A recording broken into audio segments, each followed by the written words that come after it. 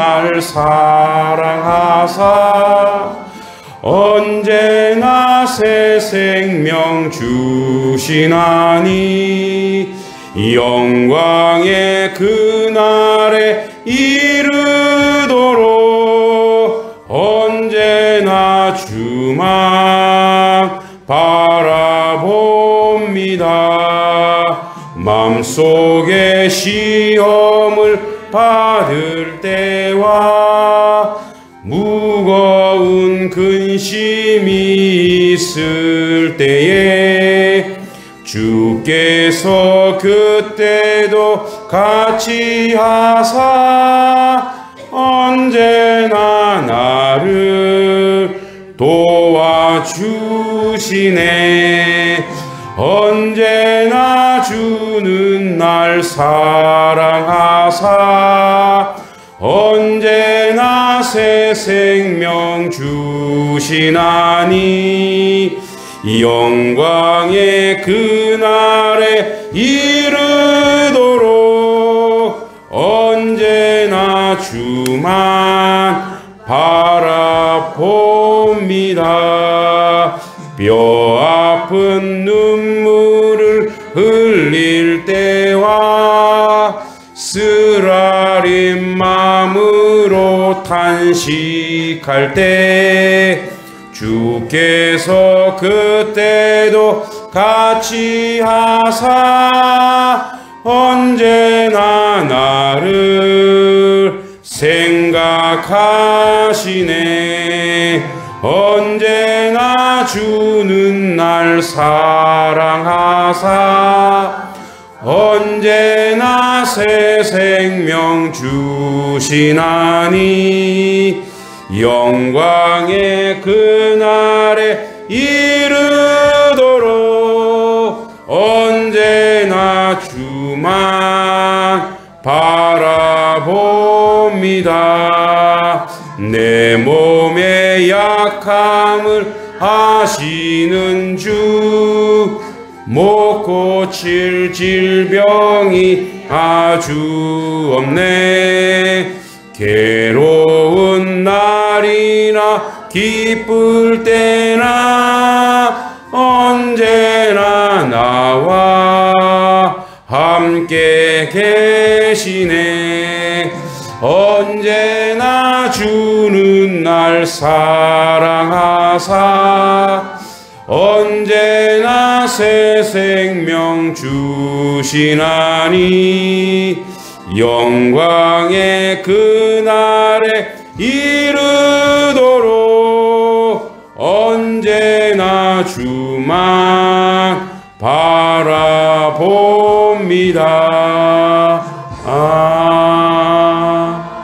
아멘.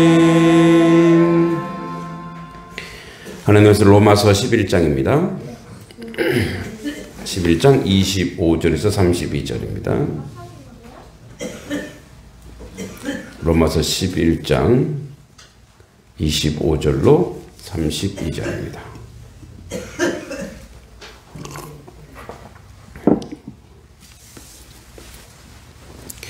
교독하겠습니다. 25절 제가 먼저 읽겠습니다. 형제들아 너희가 스스로 지혜 있다 하면서 이 신비를 너희가 모르기를 내가 원하지 아니하노니 이 신비는 이방인의 충만한 수가 들어오기까지 이스라엘의 덜어는 우둔하게 된 것이라. 그리하면 온 이스라엘의 구원을 받으리라.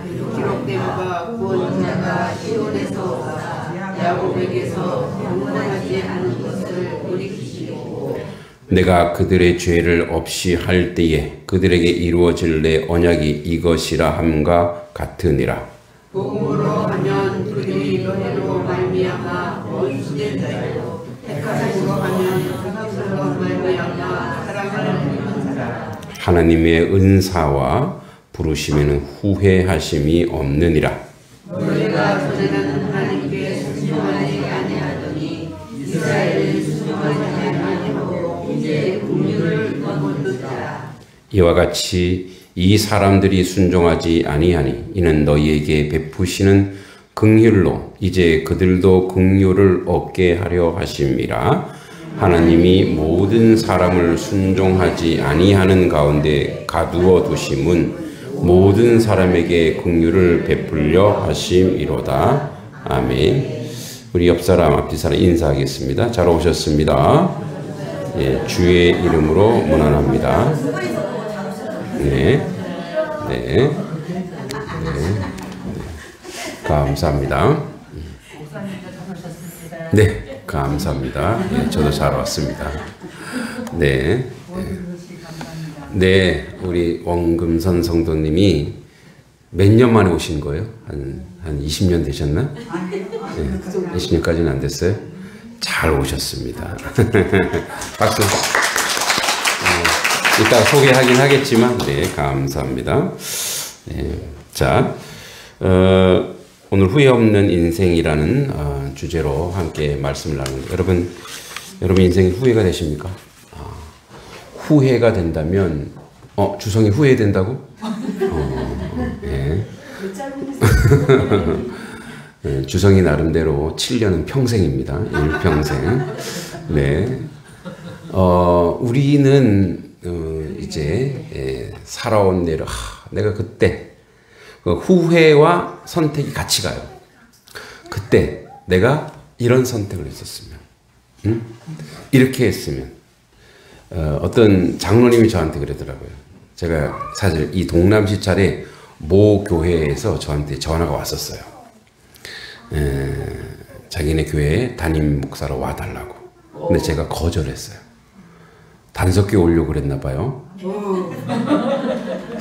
근데 그때 만약에 그 선택을 했으면 그 교회는 뭔가 좀 달라졌을 거다. 뭐 이런 다 늦은 얘기를 하시는 거예요. 사람에 따라서 어떤 선택. 근데 그때 왜 거절했냐?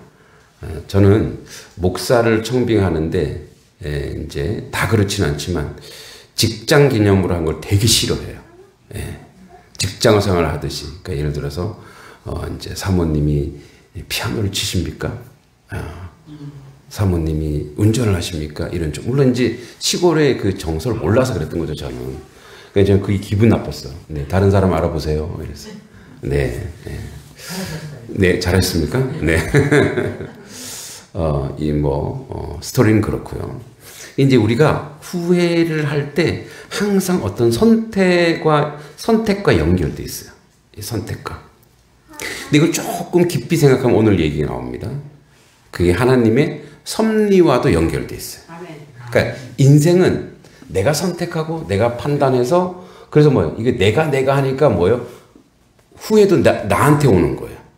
내가 결정한 거야. 그런데 하나님은 하나님의 섭리 가운데 어떤 일들을 이루시기 때문에 그래서 뭐라고 하냐면 오늘 말씀에 하나님은 후회가 없으시다 이렇게 얘기해요. 그럼 하나님이 후회 없으시는 하나님이 선택한 인생이라면 그 인생도 후회가 없을 줄 믿습니다. 오늘 여러분들이 이제 말씀이 끝나고 나면 그래 내 인생은 후회할 게 하나도 없다. 이런 고백이 여러분 가운데 나타나기를 소망합니다. 그 우리나라의 이제 뭐 최초의 순교자 그리고 어떤 분들은 뭐 선교도 못했는데 무슨 순교자나 이렇게 얘기하는 영국 출신 로버트 토마스 목사님에 대한 얘기입니다. 이분은 이제 런던 대학교 또 그리고 그 런던 대학교에서 우리 지금 이제 서울대학교죠. 대학 뉴칼리지 신학과 이제 그 학부 과정을 다 마치고 정식으로 목사 안수를 받습니다. 그러나 이제 그 영국의 좋은 곳에 가서 목회 자리도 났는데 거절하고 자기는 선교의 뜻을 듭니다. 그래서 중국으로 갑니다. 근데 마침 그때 자신의 아내가 임신 중이었어요. 뭐 1860년 경이니까 얼마나 그 열악했겠어요. 그리고 영국에서 살다가 중국까지 갔으니까. 근데 이 부인이 같은 선교사 동료 이 캐롤라인이라고 하는 이 부인이 여사가 같은 선교사 동료가 죽었어요. 어떤 사고로. 그러니까 이 충격을 받아요. 근데 임신 중에 충격을 받아서 유산을 했어요. 지금이 빨리 병원에 후송해서 유산했는데 또 거기서 자기 몸도 망가져서 부인이 돌아가셨어요. 자, 한번 잘 생각해보세요. 만약에 그때 선택을 그냥 영국에서 목회한 것으로 선택했더라면 이런 일이 없었을 텐데. 인간적으로 그렇게 생각이 들어요, 안 들어요? 들죠. 왜? 근데 거기 뭐 중국 가서 뭐 어떤 목회, 선교를 뭐 이런 것도 없단 말이에요. 준비하다가 자기 부인과 자기 아들이 죽었어요. 그러면 토마스 선교사의 선택은 잘못된 것이냐? 또 계속 더 가볼게요. 그 후 중국 내 사립학교 앵글로 차이니즈라고 하는 이제 국제학교에 교장직을 제의받았지만 거절합니다.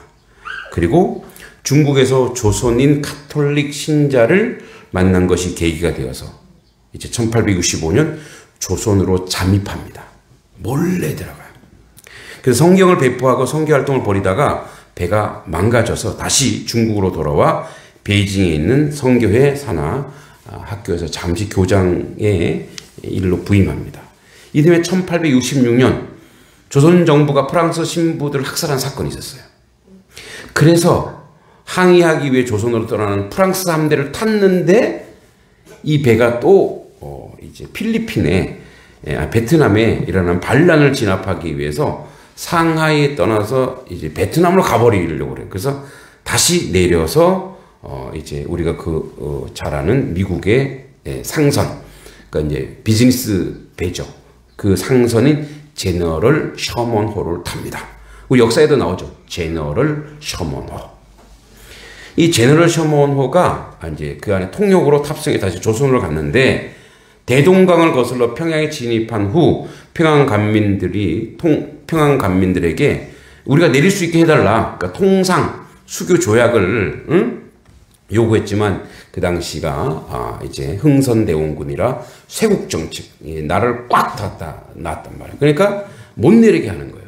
그래서 이에 이제 망경대라고 모래가 벌판쫙한 그 대동강의 망경대까지 올라갔습니다. 그리고 이들의 행동을 막아선 우리로 치면 현재 뭐 장교, 뭐 대위 정도 되는 그 중군이 이 토마스 선교사를 잡아서 가둬버렸어요. 그러니까 이제 서로 막 이 제너럴 셔먼호와 조선 사람, 대동강 사람들 싸우기 시작하는 거예요. 그래서 여기에 격분한 사람들이 막 몰려 들어갔고 평양 사람들이 막 배를 어떻게 하려고 하는 거예요. 근데 셔먼호에서 저항하느라고 이제 뭐 상선이기 때문에 군함이 아니기 때문에 뭐 큰 건 없어요. 기본적인 걸 가지고 총을 쐈는데 여기에 평양민이 이제 저항하느라고 이 셔먼호를 이제 기름을 부어서 불을 질러버려요. 그리고 사람을 다 잡아요. 이때 대동강에서 우리 토마스 선교사님이 목베임을 당합니다. 자, 그러면 영국에서 잘 목회할 걸, 아니면 상하이에서 잘 목회할 걸. 근데 왜 조선에 와서 예수 믿으라 한마디도 못하고 그냥 죽었어요. 자기도 죽고 누구도 죽었어요. 부인도 죽고 자식도 죽었어요. 이 인생은 어떻게, 이 인생은 아무 성과도 내지 못하는 그냥, 그리고 그 좋은 공부, 런던 대학교에서 공부하고 좋은 그 실력을 가지고 그 인생이 아깝지 않아요. 그 젊은 날을 그냥 조선에 와서 피를 뿌렸어요. 그러나 늘 제가 얘기하듯이 하나님의 섭리는 한 인생은 거기서 끝나죠. 근데 하나님의 역사와 섭리는 거기서 끝나지 않더라는 얘기예요. 그 이후 또 선교사들이 들어오기 시작합니다. 우리가 잘 아는 아펜젤러, 언더우드 이런 선교사들이었는데, 지난번에 했죠. 주마에 가보니까 베른박에다가 베른박, 우리 엄마가 늘 하던 말이 베른박, 경상도 말이죠 이게. 예. 아 그래요? 예, 베른박에다가 벽에다가 딱 보니까 성경책, 영어 성경 그 책이 이렇게 그 당시에 종이가 귀할 때니까 그걸 발라놓은 거예요. 그 이게 뭐냐고 얘기했는데 이제 옛날 얘기를 해주는 거죠.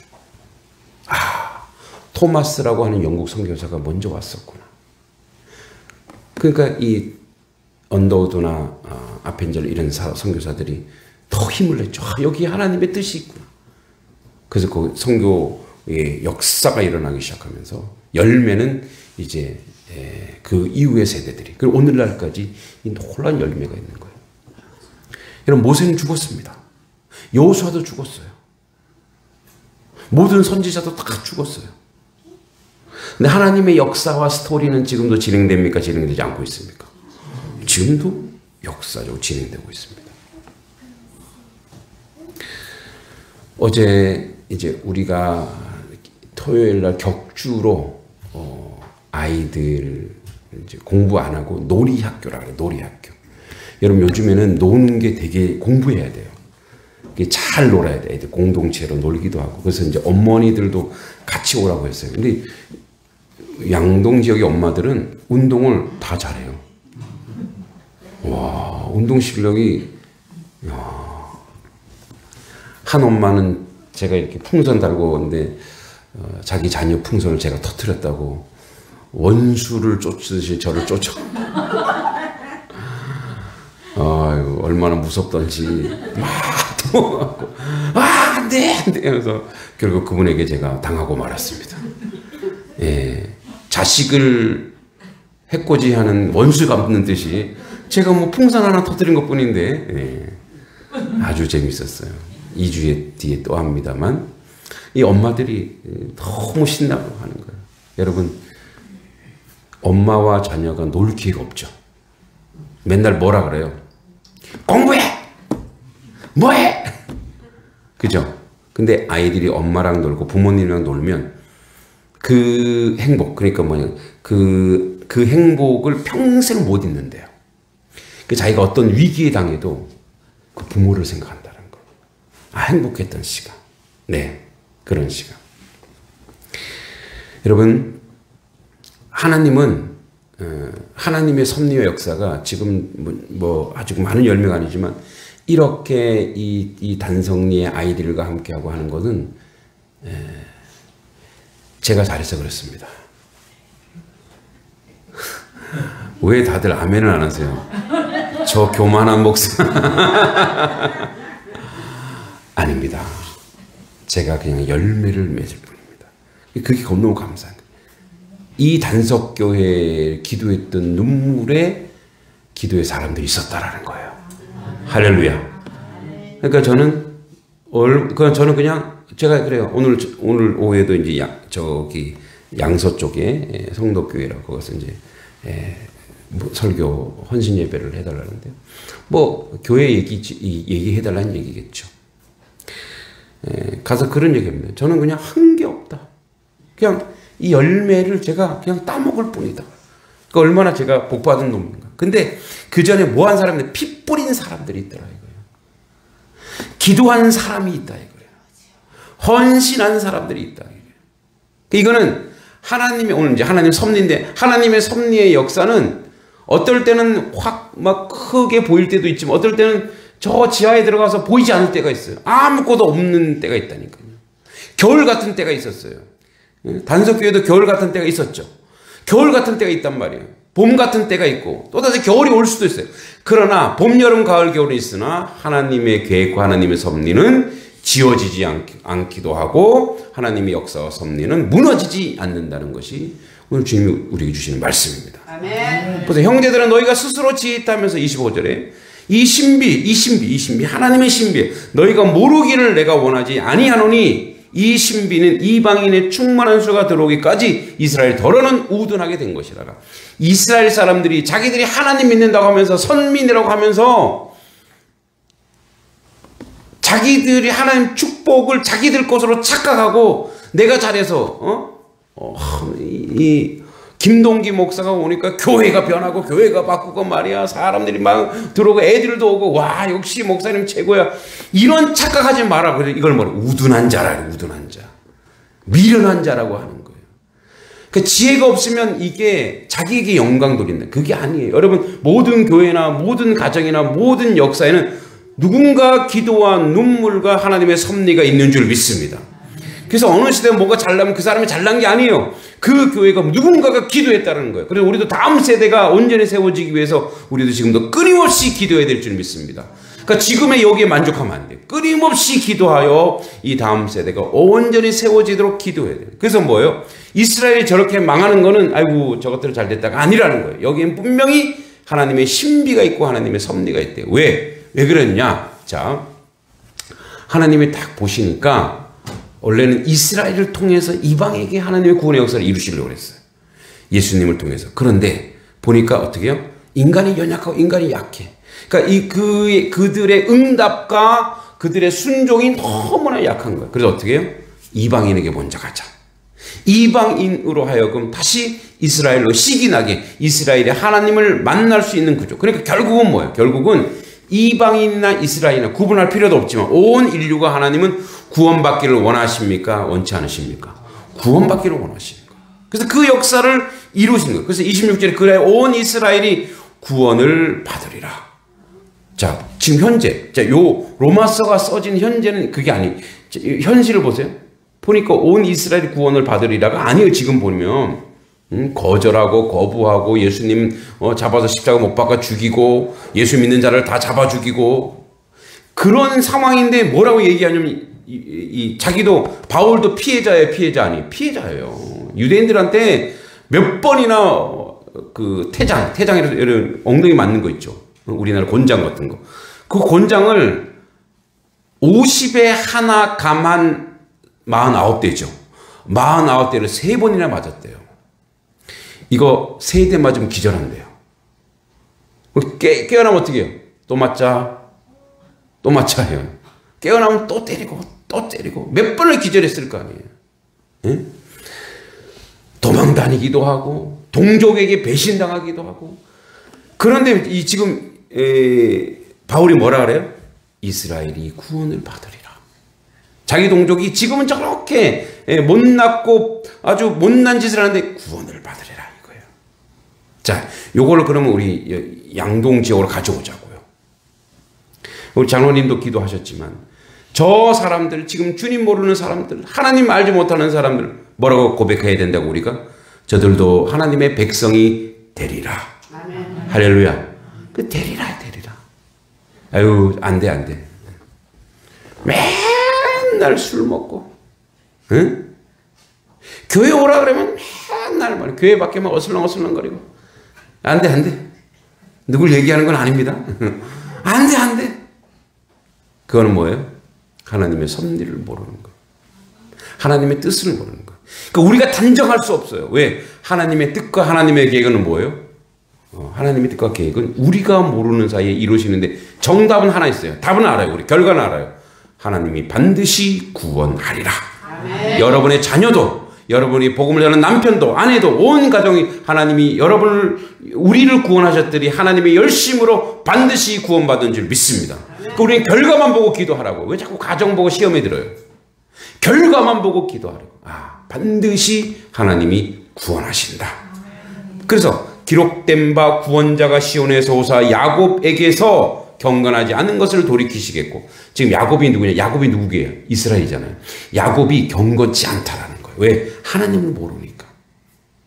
27절에 내가 그들의 죄를 없이 할 때에 그들에게 이루어질 내 언약이 이것이라 함과 같으니라. 복음으로 하면 그들이 너희로 말미암아 원수된 자요 택하심으로 하면 조상들로 말미암아 사랑을 입은 자라. 이들은 이제 택하심을 받았는데 복음으로는 이들이 뭐예요? 원수. 왜 원수예요? 예수 믿는 사람 다 잡아 죽이잖아요. 여러분 로마 시대에 예수 믿는 사람이 어느 정도 핍박을 받느냐면 지금 우리 가로등 있죠. 가로등. 이제 그 당시 로마는 도시가 발달해서 로마에도 가로등이 있었어요. 가로등이. 전기가 아니겠죠? 뭘 태워요. 그래서 거기다가 태우는데 사람을 태워요. 누구를 태우겠어요? 그리스도인을 그렇게 가로등처럼 태워서 죽였다고요. 이게 바로 그 당시에. 그래서 뭐요? 예수 믿으면 물론 나중에 313년 콘스탄틴 대제가 기독교를 공인하게 됩니다만 초기 200~300년 동안 그렇게 고난당했던 짐승의 밥이 되고 사자의 밥이 되고 여러분 너무나 잘 알죠. 영화에도 많이 나오니까 그죠? 사자의 밥이 되기도 하고 사람들이 놀이객감이 되었다고요. 그들이 그래서 뭐예요? 원수돼요. 원수. 예수 믿는 자는 다 잡아 죽였어요. 근데 누가 더 심했냐? 유대인이 더 심했다고 얘기하는 거예요. 그래서 지금도 그래요. 유대인이 이렇게 벌 받는 거는 유대인이 이렇게 하는 거는 예수님을 잡아 죽였다. 뭐 그런 인간으로 보면 안 돼요. 근데 결국 하나님이 그들이 사랑에 입은 그들을 하나님이 구원하실 거래요. 하나님의 은사와 부르심에는 후회하심이 없습니다. 오늘의 말씀의 주제입니다. 하나님의 은사와 우리 한번 읽어볼까요? 시작. 하나님의 은사와 부르심에는 후회하심이 없느니라. 그러니까 은사했더니 재능이 아니라 하나님의 선물이에요. 하나님의 선물. 하나님의 선물과 하나님의 부르심에는 후회하심이 없대요. 그러니까 여러분 하나님 부르셨어요. 근데 여러분들이 믿음이 교회 다녔다가 말았다가 막 그래요. 그럼 하나님은 아유 내가 저걸 왜 괜히 예수 믿게 했고 아이고 속 썩어라. 우리는 그렇게 해도 하나님은 뭐예요? 후회하심이 없으시대요. 할렐루야. 하나님은 후회하지 않는. 왜? 다 이유와 다 때가 있어서 하나님이 그 역사와 섭리 가운데 부르시는 거예요. 자, 여러분들이 여러분들이 신앙의 생활에 어떨 땐 부족할 수도 있고 어떨 때는 연약할 수도 있어요. 그러나 하나님은 여러분들을 데려다 놓고 여러분을 구원하시고 한 번도 하나님은 후회하신 적이 없다라고 얘기해요. 그러니까 후회하심이 없다라고 하는 건 뭐예요? 하나님께서 책임지신다는 거예요. 하나님의 고집은 알파와 오메가예요. 처음과 끝이에요. 우리는 잘 살아봐야 70년, 80년, 90년이지 우리가 하나님의 고집을 꺾지 못해요. 결국은 하나님의 작정과 하나님의 주권과 하나님의 마음으로 결국은 하나님의 구원의 백성으로 삼고야 말겠다라고 하는 것이 이게 하나님의 작정이에요. 그래서 우리가 보는 건 뭐냐면 우리는 현재를 보잖아요. 그래서 여러분 종말론적 신앙이란 이거예요. 결과를 보는 거예요. 하나님이 결국은 우리 모든 가정을 구원하시고 축복하시고 은혜 가운데 주실 것이라는 것을 여러분 믿으시기 바랍니다. 그러니까 그 전제를 가지고 여러분들이 기도하셔야 돼요.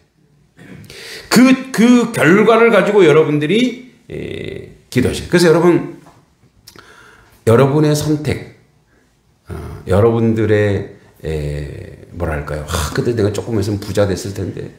여러분 그런 후회를 많이 하죠. 그때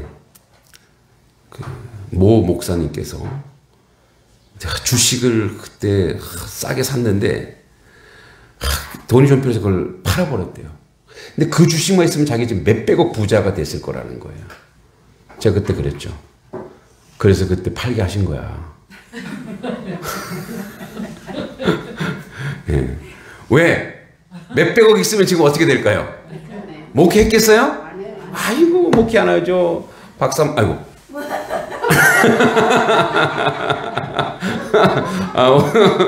그때 얘기하지 마세요. 응? 우리는 그렇게 해요. 우리는 이제 우리가 이렇게 했으면 돈을 좀 많이 벌었을 텐데 이렇게 했으면 내가 사업에 성공했을 텐데 그러니까 이제 그렇게 보면 막 후회가 된단 말이에요. 근데 여러분 잘 그걸 뒤집어 놓고 생각해 보세요. 만약에 그게 있었다면 내가 하나님 알았을까? 네. 우리 장로님 몸 아프시지만 어제도 우리 장로님 두 분께서 저 책장 7개를 막 두 분이 고생하시며 가져오셨어요. 예, 아프시죠? 만약에 더 건강했더라면 내가 물론 장로님은 더 잘 예수님 섬겼으리라 믿어요. 근데 그 아픔이 은혜라는 거예요. 하나님 붙들 수밖에 없고 기도할 수밖에 없는 거예요. 결국은 모든 우리 인생에서 사역과 선택과 과정을 보면 하나님으로 점점점 가까이 가게 하는 과정이었구나. 이렇게 생각이 되는 거예요. 그럼 좀 잘 되고 하나님께 갔으면 좋았을 텐데 근데 그런 인생이 없더래요. 왜? 우리 안에 뭐가 있으니까? 죄가 있기 때문에 그래요. 욕심이 있기 때문에 그래요. 예? 저도 마찬가지죠. 저도 만약에 잘 나갔죠. 계속 원래 잘 나갔는데, 근데 이 잘 나가고 못 나가고가 중요한 게 아니라 저도 어떤 가정 속에서 하나님의 간섭과 개입이 없으면 이 자리에 못 오죠. 그러니까 뭐냐면 내가 가지고 있는 사이즈가 있는데 말이야. 내가 생각하는 뭔가 있는데. 근데 하나님이 어느 날인가 자꾸 저에게 이렇게 고개를 돌리게 하시는 거예요.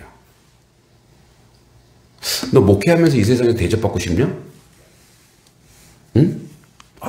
그 큰 교회 목사님이고, 이래도 잘하고 그런 거 하고 싶니? 그러면 너는, 내 나라에 와서는 넌 대접 못 받을 거야. 그래서 처음에 그래서 하나님 좀 제대로 목하게 해주시고, 나중에 그 처음 막 신학을 할 때 제가 신학교에서 금촌교회, 그러니까 촌이라는 데를 찾았어요. 시골. 그 시골 갔는데 거기 시골이 아니더라고 보니까. 엄청나 지금 거의 시가 돼 있는 그런 동네인데. 그러니까 뭐야? 하나님 저를 시골로 보내주세요. 너 시골로 보내달라고? 그렇게 내가 시골에 와 있네. 예, 뭐지? 하나님은 다 들으시는 거예요. 우리 아내가 그러는 거예요. 왜 그런 얘기를 했니? 예. 그래서 내가 후회하냐고. 그렇지 않대. 얼마나 좋아 시골이. 자, 우리는 모든 우여곡절이 있다고요. 근데 그 우여곡절이 보면은 하나님의 신비가 있어요. 하나님의 섭리가 어디로 점점점 우리를 하나님을 만나는 자리로 우리를 인도하더라고요. 그래서 우리 안에 모두 상처가 있어요. 이만 가슴이 뻥 뚫리고 어떤 사람은 뭐 뒤통수 맞고 근데 전부 다 뭐 쩔뚝쩔뚝이면서 다 하나님 앞으로 딱 와요. 이런 사람은 뭐라는지 아세요? 상처 입은 치유자라. 상처 입은 치유자. 여러분 다 하나씩은 다 병 가지고 있죠. 상처 가지고 있죠. 아픔 가지고 있죠. 없는 사람은 있어요. 완전한 사람 여기 안 옵니다. 여기 안 옵니다. 치유되고 회복돼서 결국은 하나님의 그래서 보세요. 너희가 전에는 하나님께 순종하지 아니하더니 이스라엘이 순종하지 아니함으로 이제 긍휼을 왜냐면 구약에 보면은 이방인들이 엄청 유대인들을 괴롭혔거든요. 근데 이제는 거꾸로 됐어. 이방인이 이제 하나님께 순종하는 사람들이 됐단 말이에요. 이방인이. 이와 같이 이 사람들이 순종하지 아니하는 이는 너희에게 베푸시는 긍휼로 이제 그들도 긍휼을 얻게 하려 하십니다. 결국 그들도 구원받는데 하나님의 모든 사람을 순종하지 아니하는 가운데 가두어 두심은 모든 사람에게 긍휼을 베풀려 하심이로다. 이게 무슨 말이냐? 불순종한다고 말 안 듣는다고 결국 하나님이 거기서 은혜를 그들이 얻게 하는 거예요. 여러분 한번 생각해 보셨어요? 왜 이방인들이 그 당시 왜 이방인들이 주님을 믿게 되었을까? 왜 그랬을까요? 왜 유대인들은 주님을 배반했을까? 이거는요 유대인들이 그 당시로 로마의 압제죠. 우리 지금 일제 시대란 말이에요. 가진 것도 없어요. 힘도 없는데 왜 그런 교만을 부렸을까? 좀 뭔가 이렇게 힘도 있고 능력도 있으면 그럴 수 있죠. 무슨 교회냐고. 당신이나 교회 나가라고. 근데 속된 말로 쥐뿔도 없어. 가진 것도 없어. 그런데도 뭐요? 예수님을 그러면 더 간절히 예수님 찾아야 되잖아요. 근데 이때 이방인들은 로마에서 온 특히 이 로마서에 있는 이방인들은 잘 사는 사람들이었어요. 왜? 이 디아스포라를 해서 이방인이지만 뭐예요? 예수 그 유대인으로 영접한 이런 사람들인데 왔단 말이에요. 근데 이 사람들은 왜 그랬을까? 참 아이러니죠. 안다고 하는데 도리어 더 무지하고 그 서로 아는 거죠. 무식하다고 모른다고 하는데 더 지혜로워졌어요. 그래서 하나님 얘기하죠. 자, 지혜롭다는 자, 먼저 된 자가 나중되고 나중된 자가 뭐라고? 먼저 되는 경우도 있다는 거죠. 다 되는데 먼저 나중에 이렇게 있다는 거죠. 자, 이방인들은 왜 그랬을까? 이방인들이 간절함이 있단 말이에요. 유대인들은 자기들이 뭔가 가지고 있다. 하나님의 선택받았고 하나님이 자기들을 선택했기 때문에 자기들은 선민이고 자기들은 결국은 다 천국 갈 이런 교만과 오만에 쌓였어요. 그러니까 뭐냐면 그들을 누룩처럼 그들을 좀먹게 한 게 뭐냐면 교만한 마음이었어요. 우리는 하나님을 알아. 그러니까 하나님을 아니까 그 하나님이 가진 특권이 있어. 근데 그 특권을 가지고 세상을 섬기고 베풀려고 했는데 그렇게 가지 않았어요. 근데 이방인들은 뭐예요? 가진 게 없었어요. 영적으로. 지금은 물질 얘기하는 거 아닙니다. 영적으로 가진 게 없었어. 너무나 가난했어. 누구를 의지할 수도 없고 이 신도 저 신도 이 우상도 결국은 뭐예요? 다 그들의 심령 가운데 자기들을 무너뜨리게 하는 거예요. 여러분 모든 우상은 뭡니까? 자기 겁을 줍니다. 여러분 절에 가보면 어때요? 저기 용문사 가보면 어때요? 용문사 입구에 사천왕상. 예, 왜 그래요? 예, 더 인간보다 커야지 겁을 줄 수 있고 겁을 줘야지 뭐예요? 비나이다 비나이다 하면서 뭐예요? 갖다 바치게 하는 거예요. 그러니까 공포입니다. 공포. 모든 우상은 공포로 옵니다. 두려움으로 오는 거예요. 예, 인간에게 그 가장 저 안에. 그런데 하나님은 인격적인 하나님이죠. 하나님은 인격적인 하나님 만나는데 그래서 이 이방인들이 아무리 이신 저신 다 믿어도 결국 뭐예요? 자기들을 사랑해주는 진정한 하나님을 만나지 못하는 거예요. 근데 만났어요. 언제 만났냐? 로마인들이 사도행전 2장에 보면 성령이 강림하신 거예요. 그러면서 사람들이 뭐예요? 그 평안과 기쁨을 맛보기 시작한 거예요. 세상에 이런 곳이 어디? 그러면서 이방인들은 더 간절히 하나님을 찾고 배우게 되는 거예요. 근데 보세요. 교만하면 성령이 그 안에 내주합니까? 못합니까? 못해요. 그러니까 유대인들이 가지고 있는 가장 모든 하나님을 믿을 수 있는 조건과 환경을 다 줬음에도 불구하고 뭐가 있어요? 그들에게 교만한 마음이 있는 거예요. 마지막으로 우리가 이것을 우리에게 또 적용시켜 보자고요. 우리 예수님 잘 믿고 있어요. 교회 예배당 열심히 나오고 있어요. 그리고 봉사도 하고 있어요. 그런데 우리 마음속에 유대인들처럼 이방인을 바라보는 눈이, 세상을 바라보는 눈이 교만으로 차 있으면 성령이 역사를 안 한다고요. 할렐루야. 성령이 와도 역사를 안 한다고요. 예를 들어서 이런 거예요. 여러분, 하나님의 성령은 살리는 영이고 은혜의 영이고 용서와 화해와 사랑의 영이에요. 근데 그런 영, 그 하나님의 영의 속성을 잘 알면서도 그래서 주님 앞에는 주님 제가 이렇게 할게 하면서도 세상을 볼 때 또는 나한테 좀 부정적인 사람일 때 왜 비난하고 왜 악한 생각이 들고 왜 그들에 대해서 품어내지 못하냐. 그걸 보면 알아요. 그 사람이 지금 교만한가 하는가, 내가 유대인의 길로 가고 있는가 하나님의 길로 가고 있는 걸 잘 생각하셔야 돼요. 할렐루야.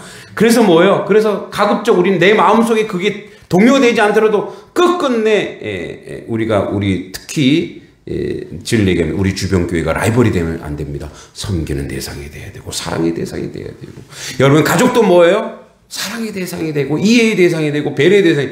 그게 성령 충만이라고요. 성령 충만은 그 사람 눈빛만 보면 알아요. 눈빛만. 성령 충만은 어떤 사람이, 여러분들이 그 손자를 보는 눈빛 좀 찍어두세요. 손자 볼 때 죽이를 놈는 죽었다 이런 사람 있어요? 아니죠. 뭐요? 사랑의 눈으로, 사랑의 눈. 다 알아요. 자기 자신 다 안다고요. 그래서 이 돌아오는 주에 우리 조카가 딸을 낳았는데 제가 이제 큰 외할아버지더라고요. 저 큰 외할아버지예요. 할아버지. 우리 여동생은 할머니, 찐할머니. 이제 막 아까 오다가 얘네들이 얘 아기를 데리고 올까? 예, 저도 혈육이지만 그래도 뭐 보고 싶다고요. 그 볼 때 어떻게 보겠어요, 제가? 너 왜 이렇게 못났냐? 못생겨도 뭐라 그러겠어요? 아이고 이뻐라. 뭐라 내 눈에 넣어도? 근데 왜 손자를 왜 눈에 넣어요?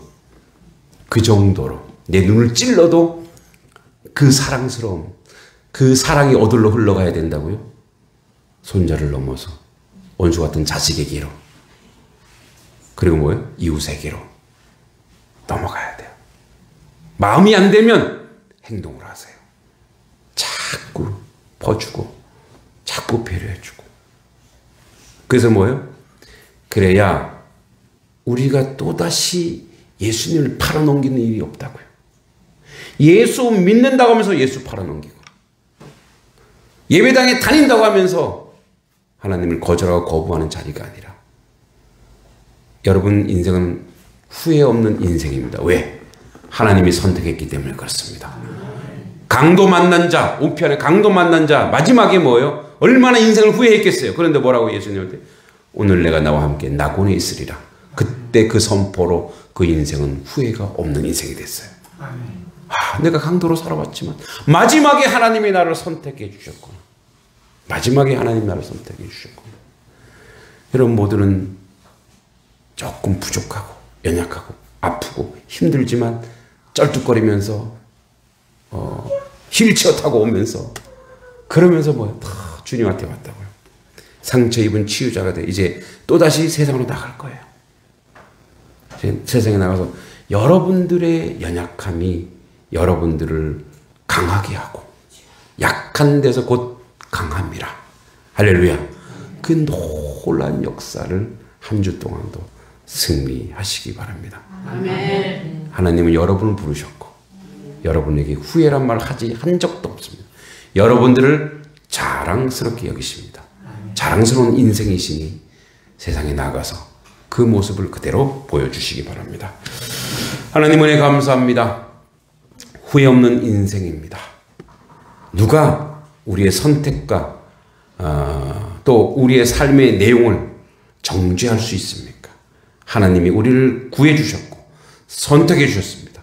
하나님의 거룩한 사랑과 은혜로 온전한 하나님 백성 되도록 인도하여 주시옵소서. 예수님의 이름으로 간절히 기도하옵나이다. 아멘. 찬송가 545장 찬송하며 봉헌하겠습니다.